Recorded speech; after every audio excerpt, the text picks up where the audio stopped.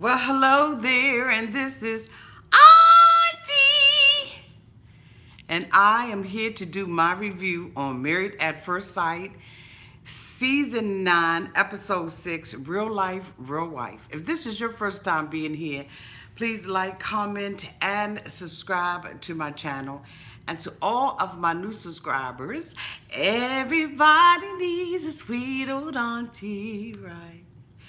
Having one, it just would be nice. 'Cause everybody needs a sweet old auntie, right? So welcome to Auntie's Advice. Welcome to the family and to all my nieces and nephews who've been here with your auntie for the long haul. Thank you all so much for your continued support. Y'all, I had to jump in here real quick and do this review on Married at First Sight. A lot of you all have been asking me to do it. Married at First Sight is one of the first television shows that I started reviewing when I was doing my YouTube channel. Because I've been, going back and forth in and out and through different things, I have not been able to really keep up with it this season. But today, during breakfast, I decided that I will watch Married at First Sight, and I'll go back and do some of the reviews. But from what I saw today, I was like, okay, your auntie really needs to get out here and get this damn review done. These new couples that they have on the show, I don't know whether or not they are the most compatible. I know that oftentimes opposites attract, but look, they didn't have the opportunity to go through the attracting type of thing. They just were, thrown into these marriages, because they wanted to. And the things that they have to work out between them, y'all, it's just a hot mess. I mean, really, this, I don't know. Year after year, when we do Married at First Sight reviews, I am always unsure whether or not they picked out the right person for these people. And I am convinced that this season, I don't know if the judges have done the best job that they really could with matching up these couples. They seem to me to be very incompatible with one another. And so I'm going to, go through these couples a little bit, and then we're going to talk about what I saw on this particular episode. The first couple I want to talk about is Elizabeth Bryce and Jamie Thompson. Elizabeth is 29 years old, and she's 29 years old, and Jamie Thompson is 35. She was raised in Mooresville, North Carolina. Bryce is a free spirit whose parents have been married for 29 years. After spending the last 2 years focusing on her own personal growth, she is ready for commitment. I'm getting married at first sight because I have quite the personality, she tells people.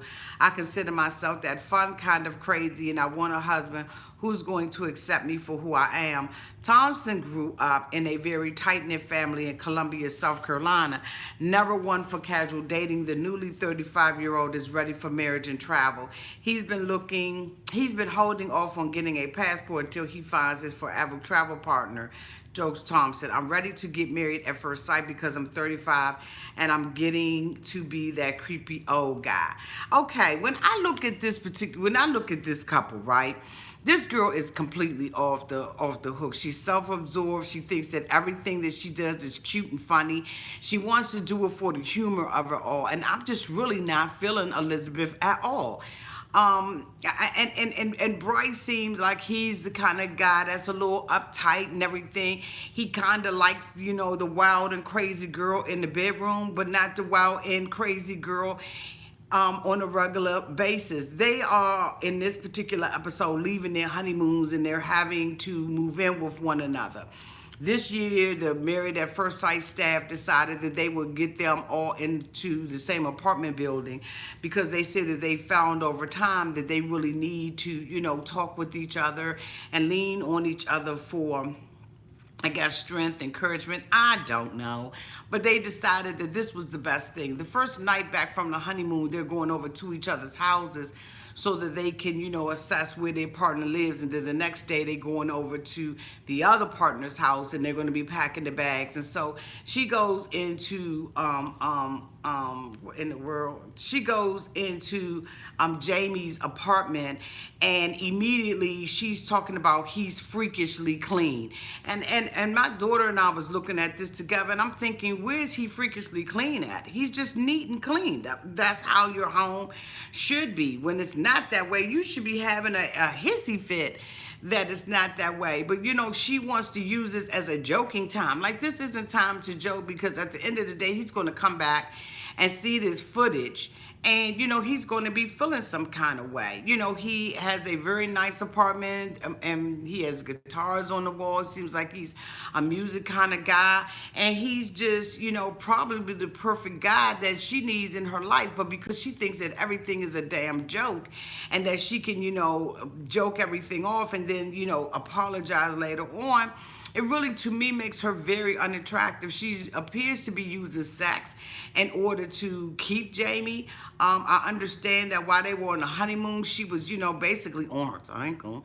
And then, because they had this argument, because she jumped, and was, angry because he went out and had breakfast. The both of them had not communicated with each other well. And so he had a meal by himself. And she says he left her in the apartment for 2 hours by herself. And I'm saying, well, how do you as a grown woman with a whole hotel key get left in a hotel suite for 2 hours by yourself? It's not like you were in prison. It's not like you didn't have the opportunity to go out and explore the thing, the island on your own. Find something to do. I mean, I'm just saying. I mean, maybe I'm taking it light because this isn't my life.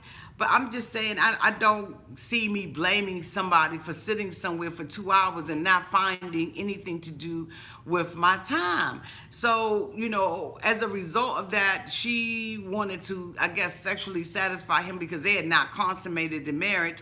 And then she decides that she's going to have sex with him. And that is just not a way to keep a man, all right? Now, does he enjoy the sex? Actually, absolutely, he does enjoy the sex. But if she makes the whole relationship just about them having sex, then there ain't no need of her complaining later on when he wants it all the time. So we watch him, her go through his apartment, and then, she's in the bed with him, and she likes to put these facial masks on. It's something that she did the first night that, they were together in their honeymoon suite. And then, he goes over to her house, and he's not criticizing her. He says that her house is eclectic and that it reflects her personality. He said basically nothing in the house matches. But, he says it in a way that it's not derogatory, it's not demeaning.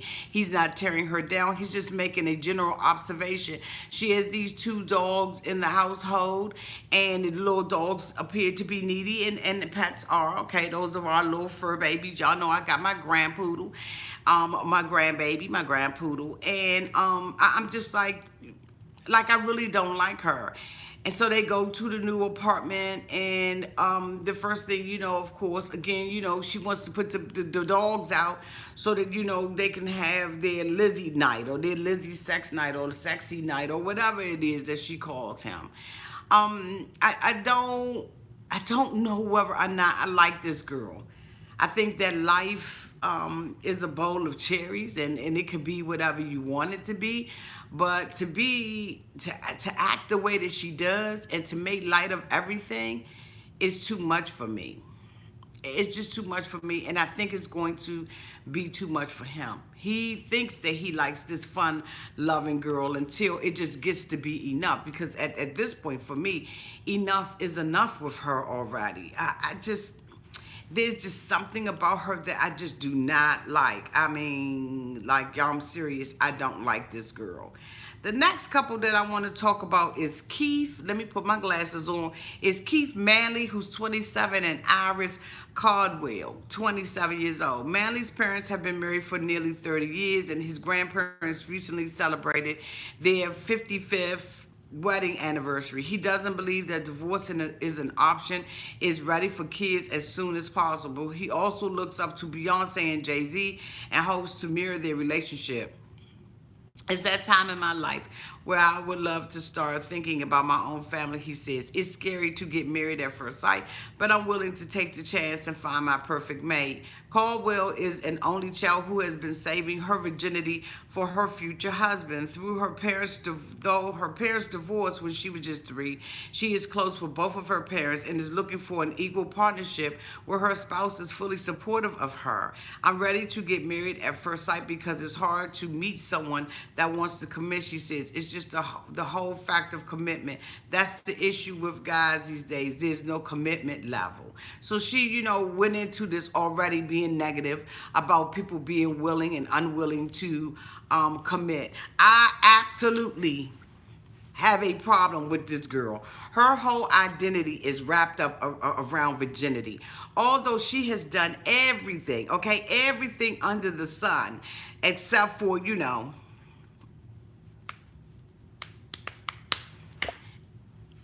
she wants to walk around and make her whole identity about virginity. And she's saying that she saved herself for marriage. This is why she is a 27-year-old virgin. But now you're married and you're still a virgin. So if you were saving yourself from your virginity for marriage, you're married now. Now tell me why you saving it. Keith is being very patient with her, more patient than I ever would be with someone like this. Because if this is the reason why you're saving your virginity, then come on now, let's give it up. So we see them coming back from the honeymoon. They had a good time at the honeymoon. At one point in last episode, he lost the wedding ring in the sand. And, she was having a fit. Like, this girl overreacts about everything. Everything she overreacts. And she just, to me, acts like she's just not used to anything. So we just see them moving into their apartment and everything. And, she goes over to his house and they spend the night there. He has an average bachelor's pad or whatever.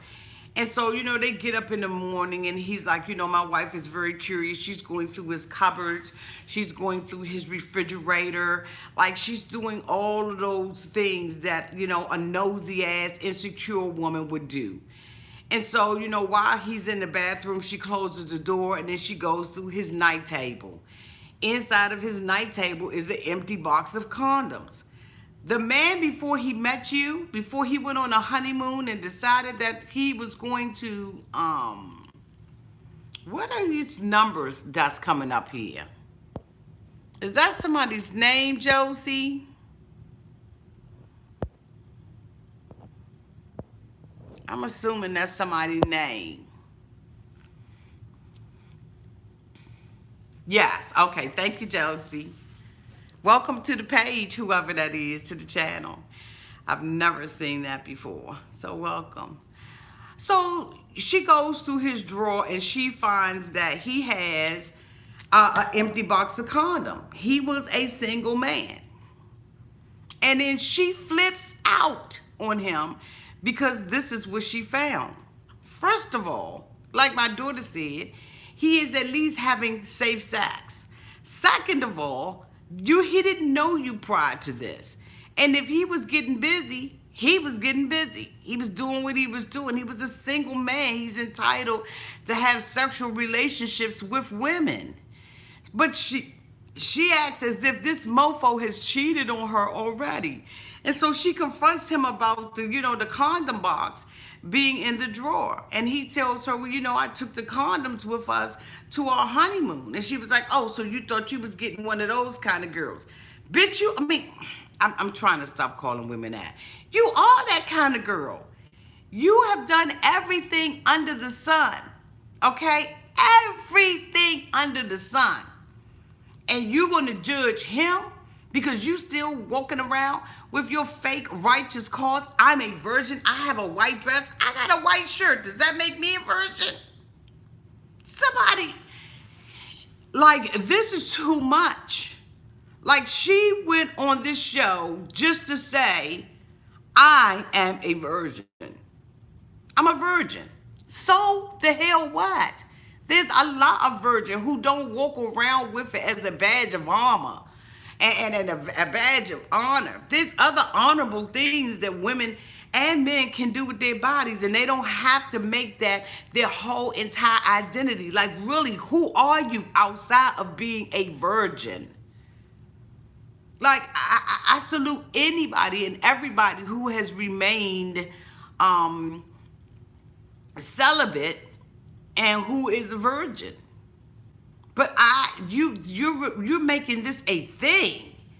And like I said, if you saved it for marriage, now you're married. You have no excuse for saving it and putting this over your husband's head and making your husband worship you because you are what? The Virgin Mary? You haven't lived a perfect life. And if you suck a dick, okay, if you suck a dick, you eat dick, you mess with, you know. So, he tries to explain. So she's like, well, he goes over to his bag. He shows her the condom. She said, well, it ain't but 3. He said, well, I use the other ones. I'm not the one coming to the show and saying I'm a virgin. I'm married to a virgin. My mother told me the day that we got married that you were a virgin. And like, what else is to you, Iris? Is there anything else? Are you educated? Are you a party girl? Are you that tease and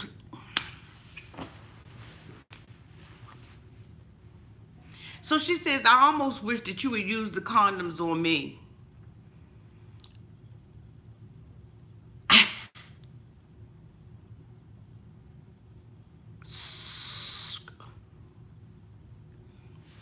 Okay.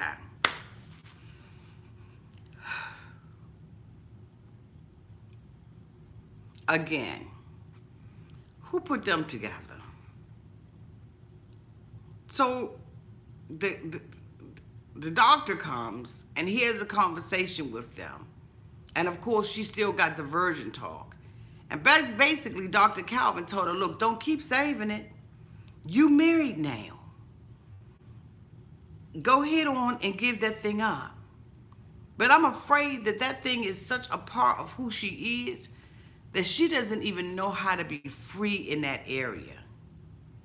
And it's unfortunate because a marriage needs more than finances, more than companionship. It needs sex. There has to be intimacy in the relationship.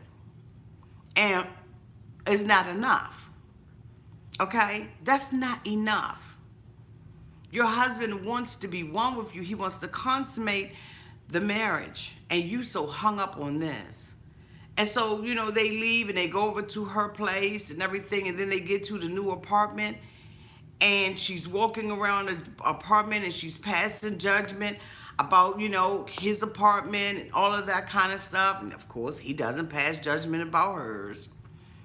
But then she gets in there and she wants to talk about how she's going to have this part of the closet and she's going to have that part of the closet. And, I'm going to leave you the scraps. Like, she thinks more higher of herself than she really ought to. Like, boo, you not all that. You are his wife. And you married at first sight. So anytime you get to the point where you're doing that, you got problems anyway. And then she says that, that men don't want to commit. But you can't even commit to wrapping your hair up at night. Like my daughter said, her hair is always looking dry and unmanageable.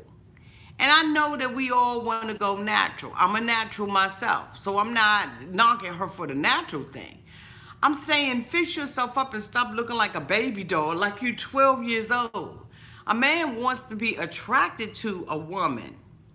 And I'm not saying that her natural hair isn't attractive. I'm just saying her overall aura is just off to me.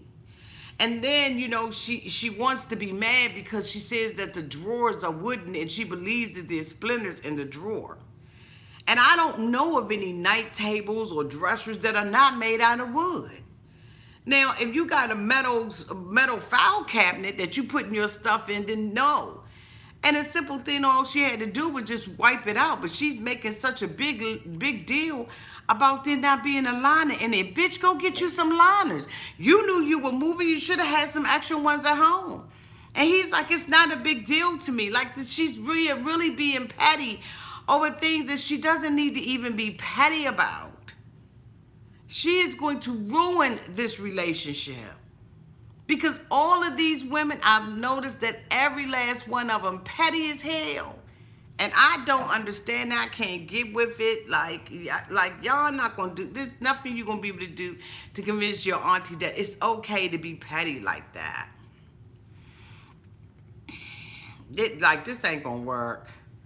The next couple, y'all, that I want to talk about is Matthew Gwen, who's 32, and Amber Bowles, who's 27. Lord, if this ain't a needy ass woman right here, I don't know what. That's right, Mary. Tell them, hit that thumbs up button. I'm doing this because you all asked me to do it. Hit that thumbs up button. Gwen is an international basketball player who is often gone several months out of the year. Matthew has checked out his whole life.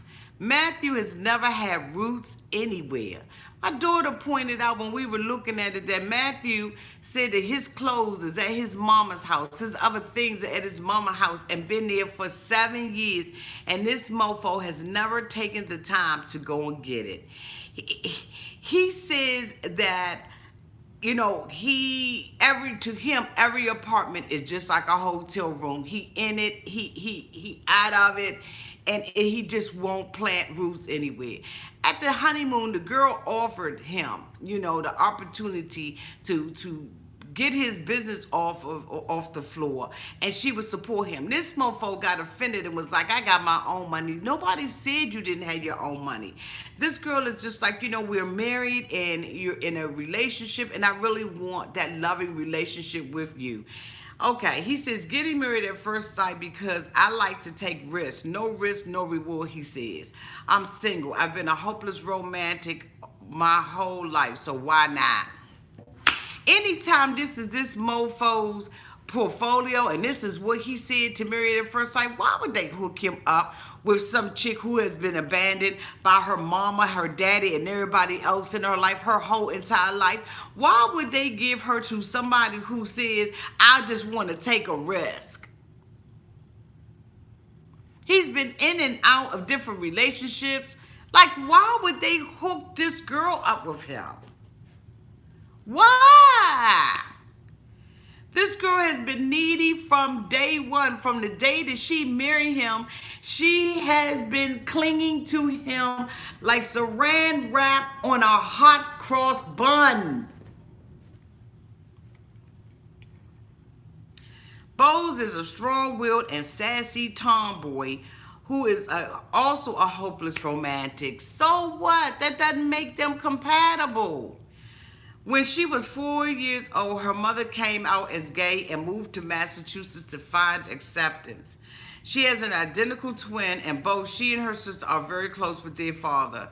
I don't want to date anymore, she says. I'm ready to start my forever. But this is the same huzzy that gets up into the new apartment and gets mad with this bitch because he decided to put his things in another bathroom. Now, my daughter said that she would have a problem with that because she believes that, you know, that's the start of maybe, you know, dividing. I don't have a problem with it. Having lived with a boyfriend before, if he goes and take that bathroom and I take and have my own bathroom, boo, I'm good. I'm good.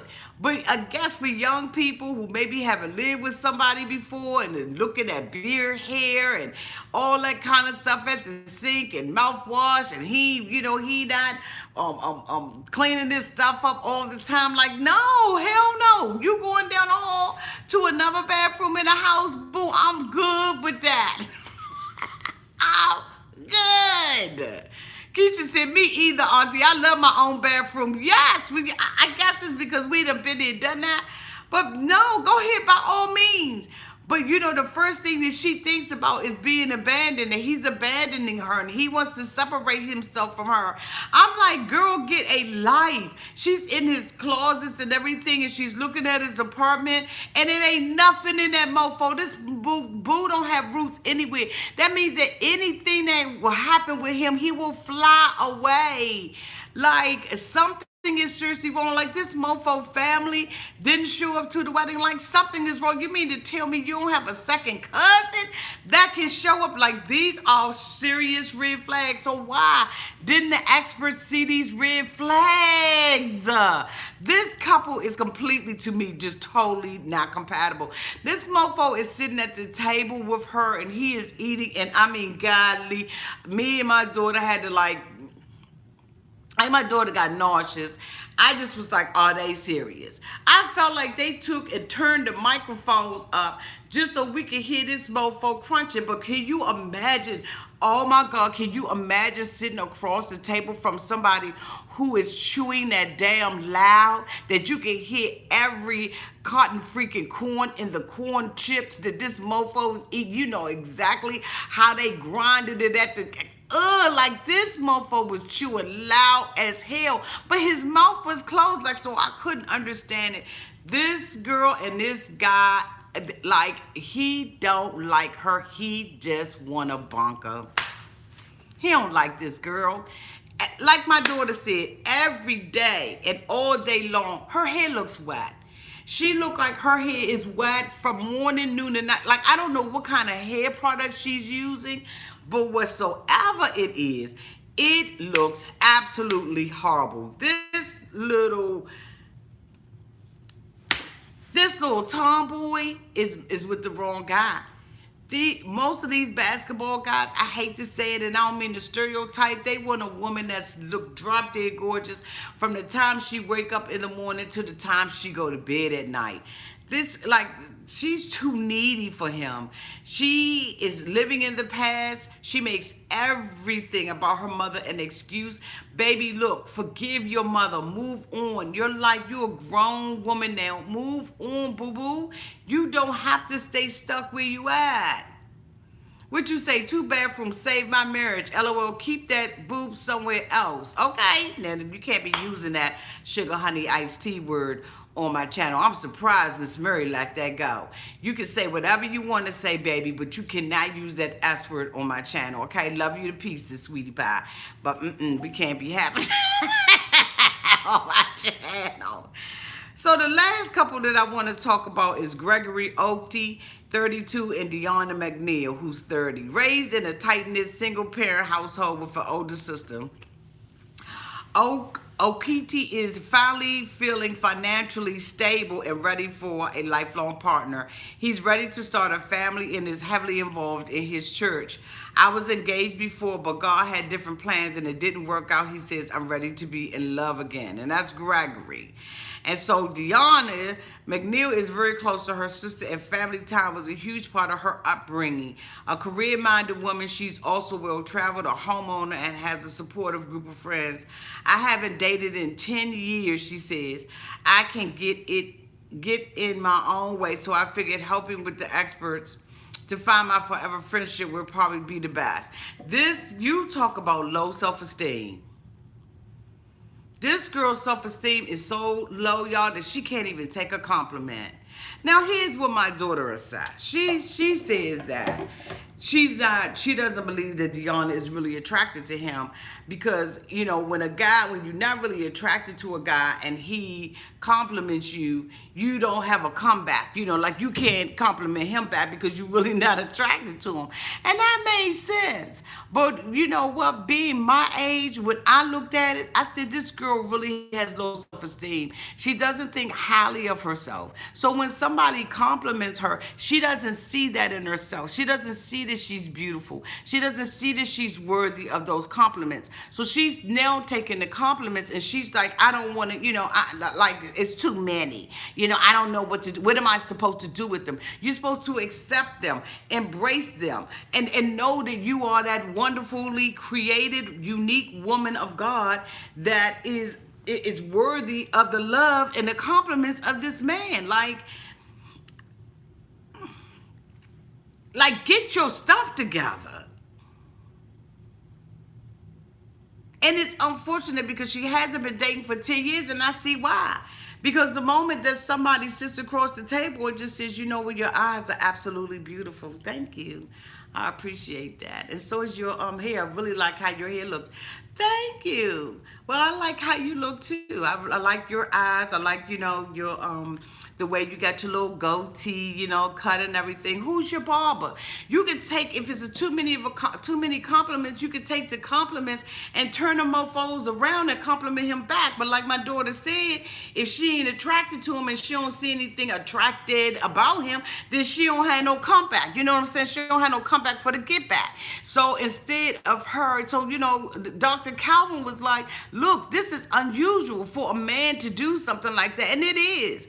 I mean, you know, you could go out on a date with a mofo and they won't even open up the door for you sometimes. And you like, wait a minute, hold up, mofo. You ain't gonna get the damn door, let alone getting compliments like that. Now, I know that, you know, it did seem to be a bit too much, but if this is how the man is feeling and he's excited, he's ready for love. He got a 4-bedroom house. Okay, so when we go into her house and we look at her little townhouse, it's junkier than a mofo. Now, y'all know damn well she had stuff all over the place. It was too much stuff in there. She's like almost getting ready to graduate to being a baby hoarder. It was too much stuff all over the place. It was disorganized. Then she had the dog sitting in the crate. Why is the dog in the crate? The dog is at home. Let the dog out the crate, okay? And so she's like, you know, the dog usually don't get along with man. Bitch, the dog don't look like it's 10. So you haven't dated for 10 years. So how did the dog, what interaction does the dog?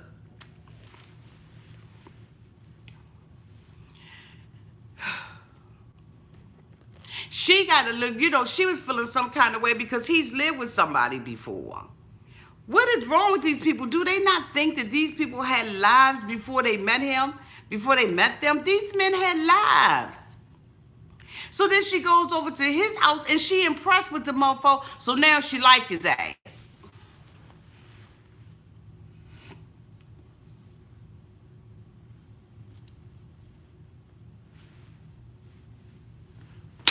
Now you like him. Now you all up on him because you see he got, you know, some land. He got a couple of more rooms than you do. And so now, you know, you kind of, well,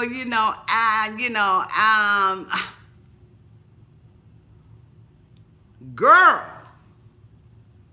don't you know it's some men out here doing it for themselves? So you probably thought you was all that and a bag of chips because you had, you know, you had your little townhouse and you like, I don't need no man. You know how women get, I don't need no man. I got my own, you know what I'm saying? I could do bad by myself, but I could do good too all by myself, and I don't need no man. And here you run up on a mofo that got all his stuff, you know, together, got 2-car garage, got a big old huge unfinished basement, got 4 bedrooms up in that mofo, got the refrigerator with the ice maker on the outside, and now, bitch, all of a sudden you smiling. Now you ready to go to bed. And why don't these women go to bed sexy? Why do you have to go to bed with lumberjack pants on and a t-shirt? What are these? What they need to do is they need to get them a consultant, all right? They need to get them a consultant that's going to help them with their fashions, that's going to tell them what they should and should not be wearing, what could and could not attract the man to you, okay? Because at this point, most of these women need chastity belts on if that's what they want to do. Just go ahead and put the nice little, you know, lingerie and stuff like that on, and then stick a lock on that mofo. But this going to bed with all of this little, you looking like a little boy. And then, like my daughter said, we want her to switch her hair up too. Deanna, switch your hair up. Now, I know that the man that you, Gregory, ain't that good looking. I understand Gregory ain't that good looking. But, Deanna, you have to go back on a couple of videos that I made a couple of days ago, boo, about that ugly man. Now, he an ugly man, so you know this gonna be good. And then he got a nice house. Deanna, girl, I'm telling you, you messing up. I'm gonna drive down there. If you don't hook this man, hook, line, and sinker, I'm gonna be down there. I'm gonna be, on the road again. I can't wait to get on the road again. Auntie gonna be driving her ass to North Carolina looking for this mofo because he's got everything. And no, you may not be that attracted to him in the beginning, but boo, you can grow, attraction can grow on you. Stop being such a stick in the mud and you gotta stick up your, these women are patty. They are patty with all these hang-ups. But here you went through a whole long process of talking to 3 different doctors, going through all these different meetings, having them come and do home visits, assess your home as if you adopting a child. And then you get on the show and your ass is tight and you can't even go head on and get it up the first night. You might as well, this is my husband at this point. How you gonna judge me and be like, well, dang, Auntie got married at first sight and she was, you know, screwing up. Auntie sure daggone was. It's at this point, he's my husband. And no, I don't know him. And yes, he may be a stranger. But stranger danger, boo.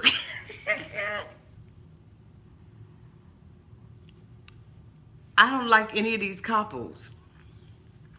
I usually go into the season and I usually at least like one of them. I don't like any of these couples. I don't think that they're compatible with one another. And we're going to wait and see. We're going to wait and see. I'm going to have to go back to the other episodes where it first began so I can get a clear understanding of really who these people are. But so far, no good. I don't like these couples and I don't see any of them staying together. None of them.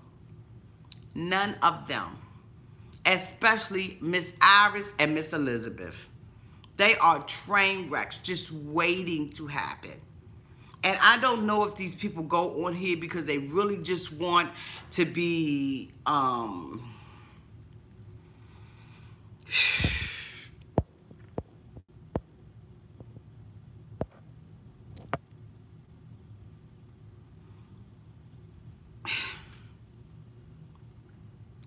I don't like none of them. And I'm ready to judge them week after week. Are y'all ready for me to judge them week after week? Then make sure you hit that thumbs up button and that you come out here and you look at the reviews. Because week after week, we gonna really get into this show like I used to. When I used to do Married at First Sight, especially a couple of seasons ago, y'all, I used to get so many people that would be just, you know, reading your auntie for filth because they did not like my perspective on stuff. But I'm going to tell you right now, I was 99.9% correct about every one of them. Every one of them. And I don't think I'm wrong on this. These women are too old, they set in their ways, and they're not free to be open. This girl, Elizabeth, sits out on a boat and curses Jamie out. Was that his name? Let me go find his name.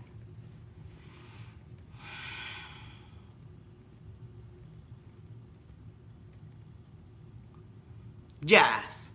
She cursed him out because she was getting sick on the boat.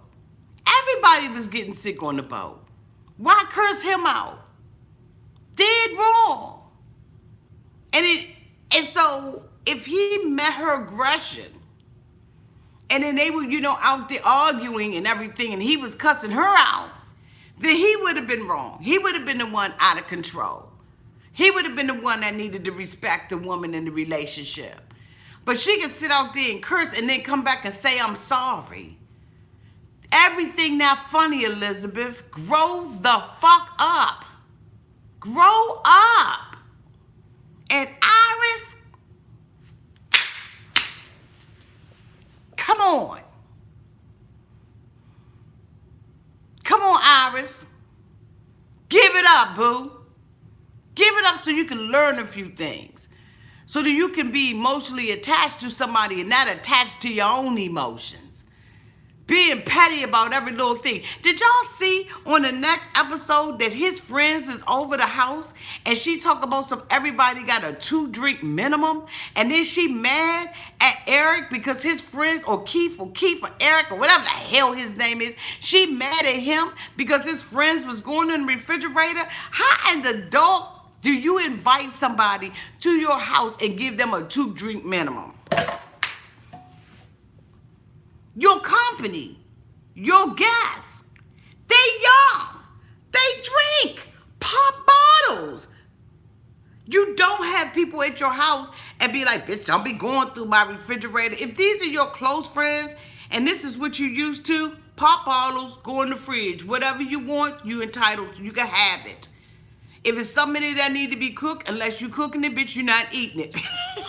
But if I'm having guests at my house, why would I? Now, I can see if I got a guest at my house and they going through all my cupboards and stuff. That's like at another level. But if we serving food and drinks and stuff like that out of the refrigerator, then why am I going to sit up there and criticize your friends and then say, you know, I can't.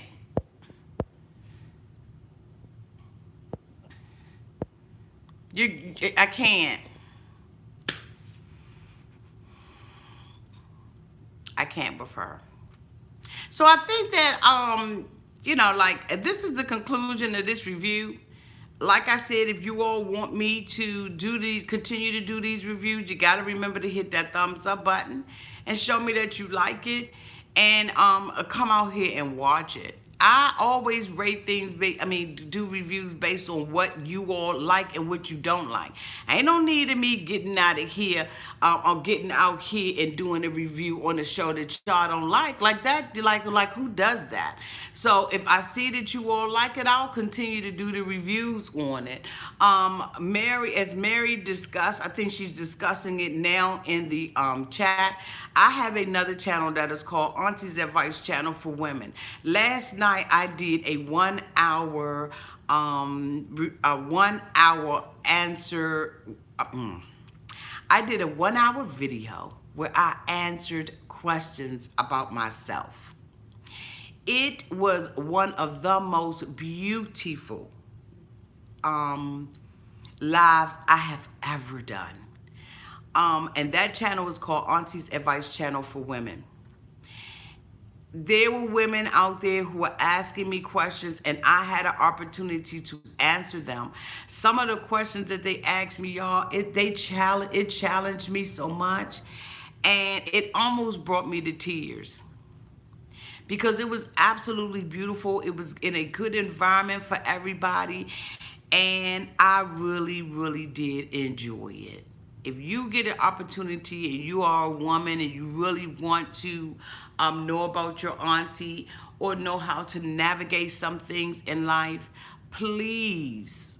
Tia, I am not watching Million Millions. I'm not interested in it at all. I believe that I've already answered that question in my comment section. I am not interested in that show, okay? Okay, excuse me. But if you want to know more about your auntie on a more personal level, please feel free to go out to my second channel, hit that subscribe button so that you know when I come on. That channel is a channel where I get to, you know, interact with you all on a much more personal basis. I know that some people just come out for the reviews, but some people are really interested in getting to know me. And that's the channel where you'll get to do that at. But anyway, I love you all to pieces. Didn't mean for this review to be this long, but we'll see how it works out. Thank you so much to Josie and to Mary for always keeping the live feed safe for everybody. And you all have a great Sunday. Hopefully I will see you all tonight. As we review Happily 90 Day Fiance, Happily Ever After, Tell All Part 1. Have a good one, y'all.